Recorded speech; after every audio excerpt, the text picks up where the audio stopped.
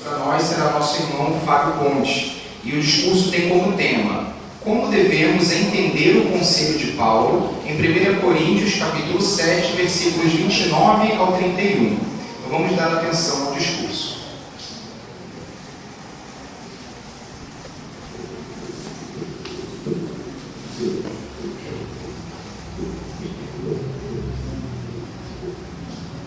Nosso tempo, irmãos, é claramente reduzido e o fim cada vez mais próximo. Os do povo de Jeová, eles precisam viver de acordo com os conselhos da Bíblia, como diz o apóstolo Paulo em 1 Coríntios 7, 29 a 31, que eu convido os irmãos a lerem comigo. 1 Coríntios 7, 29 a 31. Que diz assim: outro sim digo o seguinte, irmãos: o tempo que resta é reduzido. Doravante, os que tiverem esposa sejam como se não as tivessem, e também os que choram sejam como os que não choram, e os que se alegram como os que não se alegram, e os que compram como os que não possuem, e os que fazem uso do mundo como os que não o usam plenamente, porque está mudando a cena deste mundo. Observem que logo depois de dizer que o tempo que resta é reduzido, Paulo escreveu: doravante, os que tiverem esposa sejam como se não as tivessem. Irmãos, o apóstolo Paulo, ele não queria dizer ali que o marido cristão ele deveria negligenciar a sua esposa.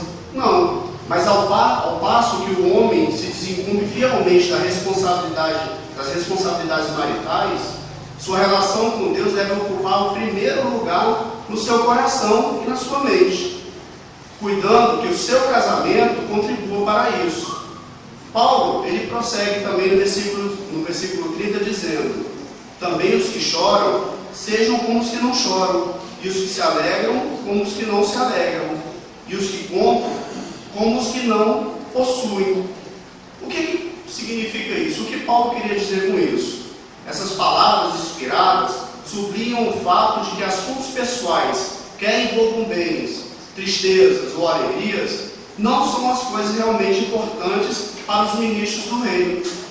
Seria imprudente ficarmos tão distraídos com a tristeza, com as dificuldades e com diversos outros problemas da nossa vida, ao ponto dessas preocupações interferirem no nosso ministério ou em nossas atividades de campo. Paulo prossegue no versículo 31, dizendo: os que fazem uso do mundo sejam como os que não o usam plenamente. Visto que falta às pessoas do mundo uma esperança baseada na Bíblia, estão completamente envolvidas com suas necessidades e ambições diárias. Procuram muitas vezes impressionar os outros com seus bens materiais. Mas como o apóstolo João tornou isso claro, a ostentação dos meios de vida da pessoa é uma manifestação de tudo que há no mundo. E o mundo está passando, e assim também o seu desejo. Mas aquele que faz a vontade de Deus permanece para sempre. 1 João 2,16 e 17. Portanto, irmãos, seria o cúmulo da insensatez o cristão, com a perspectiva de um futuro eterno, ficar absorto com os assuntos pessoais a ponto de não lhe sobrar tempo para os interesses do reino. Embora não seja errado usufruir de bens materiais, benefícios ou até mesmo de algum prazer salutar, nunca devemos permitir que essas coisas se tornem o ponto focal da nossa vida. Eu convido os irmãos a lerem comigo Lucas 12, 15. Lucas, no capítulo 12, e o versículo 15. Todos acharam? Diz assim: então lhes disse: mantende os olhos abertos e guardai-vos de toda sorte de cobiça, porque mesmo quando alguém tem abundância, sua vida não vem das coisas que possui. Portanto, irmãos, vivamos de acordo com os conselhos de Jeová contidos na sua palavra, a Bíblia.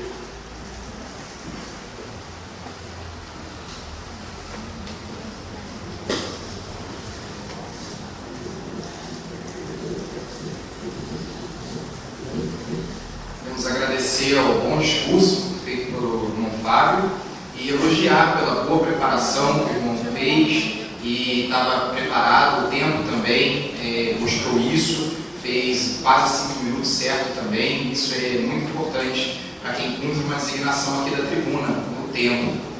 E uma característica que eu notei no discurso do irmão foi a característica 12 sobre gestos e expressões faciais, na página 121 do livro Escola do Ministério. O irmão mostrou que estava preparado para fazer gestos, mudar a expressão quando falava também. Aqui no livro diz que é movimentar as mãos, até mesmo o corpo inteiro, para expressar ideias, sentimentos e atitudes. E também usar a face, os olhos, a boca, a cabeça, para poder mostrar isso, dar mais ênfase aos sentimentos, às palavras. E diz que é importante porque os gestos e as expressões faciais dão mais ênfase visual e emocional às palavras. Então podem intensificar os sentimentos e dar mais vida à nossa voz. E isso é importante para quem profere o discurso. O irmão foi muito bem nessa característica. Assim agradecemos ao bom discurso do irmão.